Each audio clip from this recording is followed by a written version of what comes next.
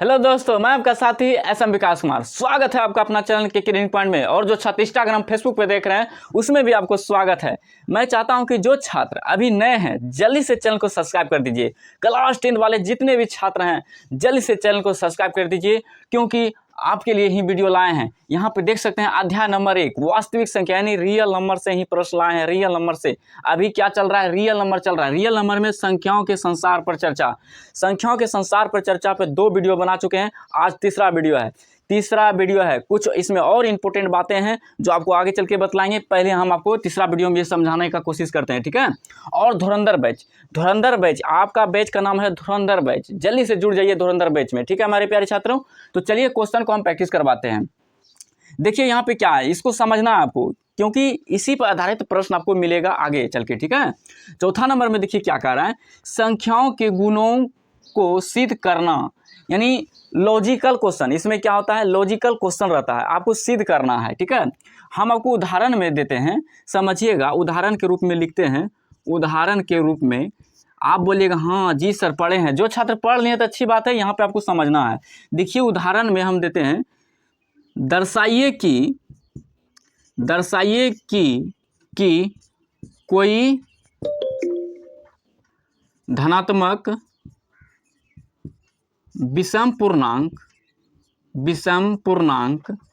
विषम पूर्णांक 6q + 1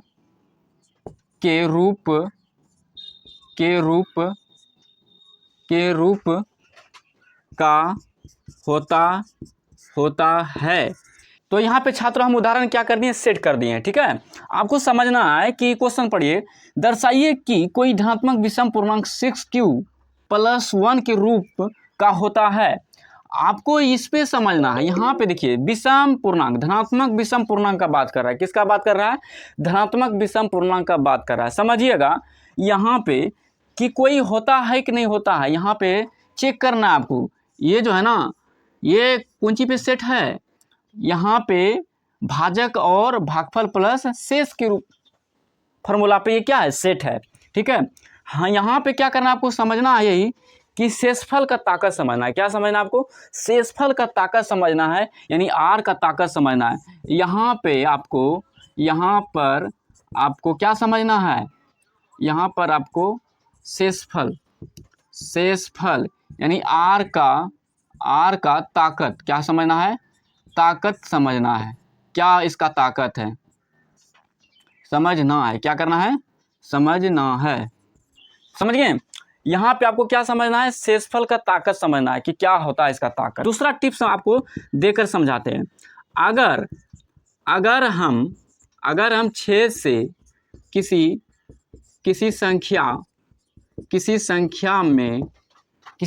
में भाग दें तो, अगर 6 से किसी संख्या में भाग दें तो शेषफल यानी आर, शेषफल यानी आर, समझ रहे हैं ना। शेषफल कुछ इस प्रकार आएगा, 0 1 2 3 4 5 ही हो सकते हैं। देखिएगा, अगर हम 6 से किसी संख्या में भाग दें तो शेषफल 0 1 2 3 4 5 ही हो सकते हैं, ठीक है। दूसरा टिप्स है। तीसरा टिप्स में आपको समझाने की कोशिश करते हैं। अगर जो संख्या समझिएगा, अगर जो संख्या 2 से कटे तो वह सम संख्या है। क्या है? सम संख्या है। समझ में आ रहा है आप लोग को? समझ में आ रहा है ना। अगर जो संख्या 2 से कटे तो वह सम संख्या है, और जो ना कटे यानी 2 से, और जो ना कटे, तो इसमें नहीं कटने वाला कौन कौन संख्या है 2 से? यहाँ पे देख सकते हैं 1 3 5, ये विषम संख्या है। ये क्या है?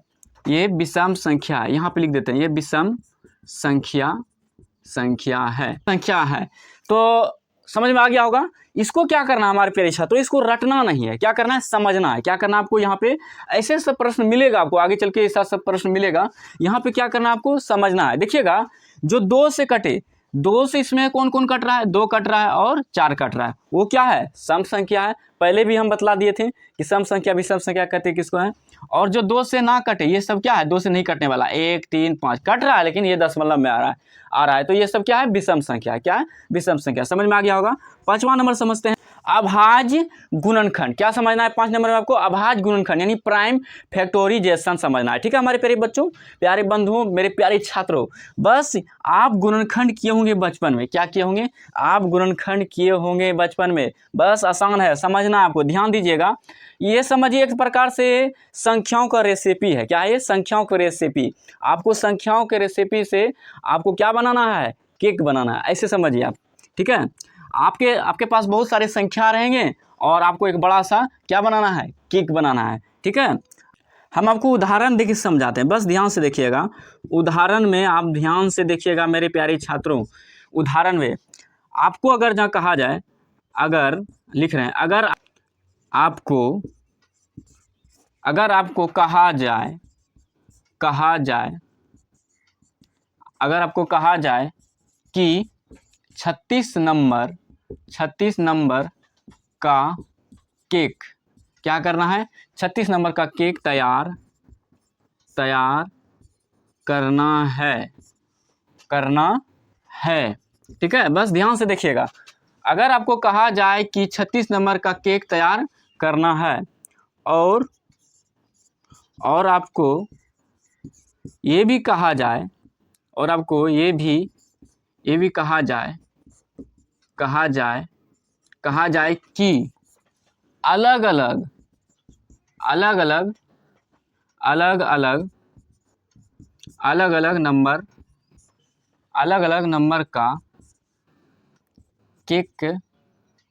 अलग अलग नंबर का केक लेना है।